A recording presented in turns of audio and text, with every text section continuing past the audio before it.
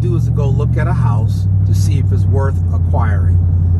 We want to check out the neighborhood, the houses on both sides, the size of the house, to see if it's worth a resale or rental. So the first thing I'm going to do when I pull up, I'm going to look at the house on each side to make sure they're desirable.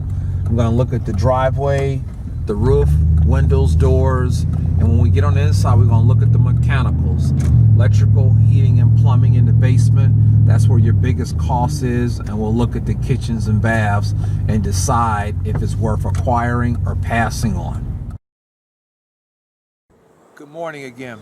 What we're doing here is taking a look at a house. One of the first things I do when I go look at a house, I want to look at the street. Look at the houses on each side of the street, especially the house on each side. They have to be desirable for someone to rent or to purchase.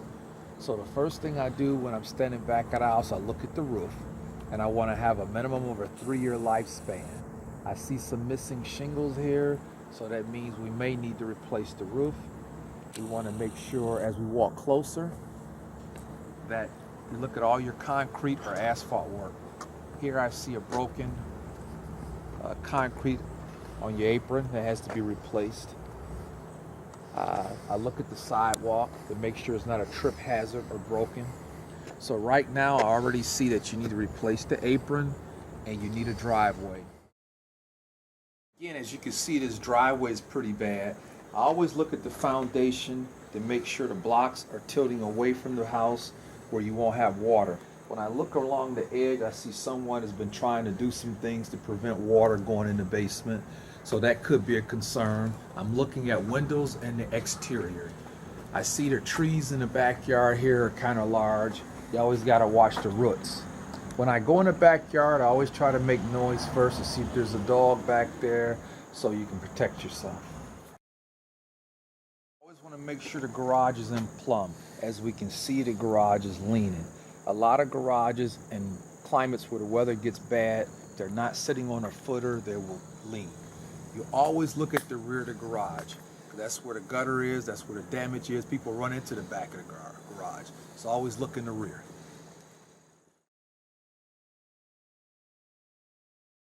We're getting ready to enter the house. The first thing I do, I try to smell for dampness to see if it's mildew or a lot of water damage.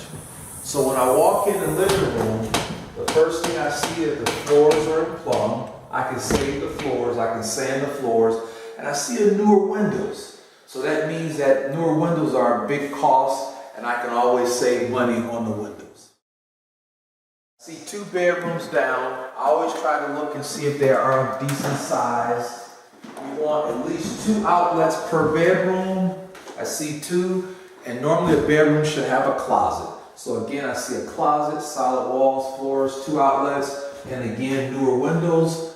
And basically this room looks like all it needs is a paint. And then there's another bedroom over here we'll take a look at. And same thing here.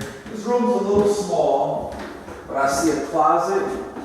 I see 2 outlets and newer windows, and the floors can be saved. The bathroom and kitchens was where you spend a bulk of your money. This bathroom here needs renovation if you're going to resell. If you're going to do a make ready for rent, we may be able to save the bath by putting the floor, reglazing the tub, shower surround, and replacing the toilet, and prepping the walls and stuff and paint. We're going to run over here to the kitchen.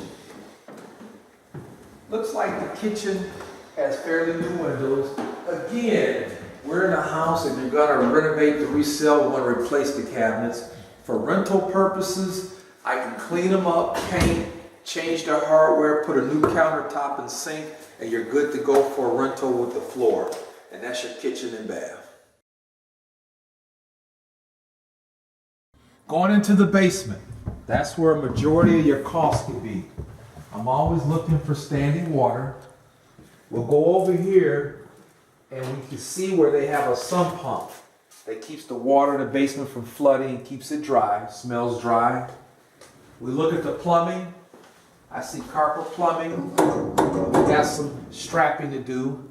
I see a 220 line. I see glass block. I always look at the walls to make sure the foundation is good. Hot water tank looks to be okay. I see central air. They don't have a dirt leg to keep the dirt out of the gas from the gas line. But I see the return valve is pretty good. The furnace looks okay, but the electrical fuses, this needs to be updated. So you're gonna rewire the house to update it. You're probably talking about a $1,500 to $2,000 item. And that's it for the basement. And we got a finished side we'll look at right quick. And we're going to the finished side. Kind of reminds me of going through a saloon. But we open the doors and we go over here to a finished side. And I think this side could be made rather nicely. And I see glass block, finished basement, water meter intact. I think this property with minimum work could be a good rental because we can save a lot of the materials in here, have a great return on your money, have equity, and have cash flow at the same time.